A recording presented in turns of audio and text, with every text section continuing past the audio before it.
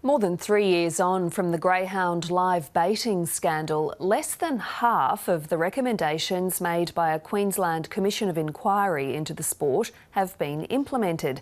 Animal rights activists say the welfare of greyhounds hasn't been addressed, while vets are concerned a database to track the dogs throughout their life still isn't in place.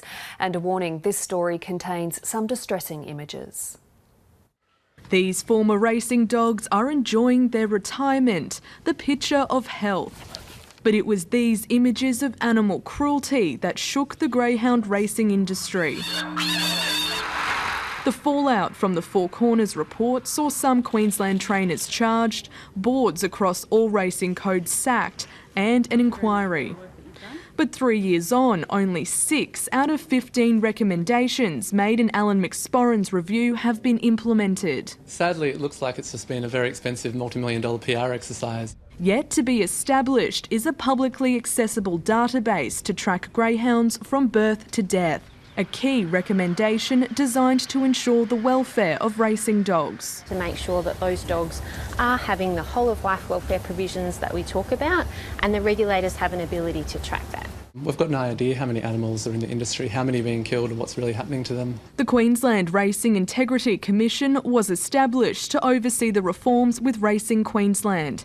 Its Commissioner Ross Barnett says a database is coming, but recommendations relating to the overbreeding and wastage of greyhounds have been put on hold because of the impact of the scandal. In Queensland, that meant that in our first full year, breeding had dropped from 2,200 to about 760, and it's only now just starting to recover. According to the industry, in the past financial year, almost 900 greyhound puppies were born and 446 dogs were euthanased. Some were put down at the track because of injury, some were considered unfit for rehoming, while the rest were killed after retirement. The Integrity Commission says since July 2016, no one in the state's greyhound industry has been charged with live baiting or race fixing, but 61 doping charges have been laid. What is of concern clearly is the type of drugs that are being used.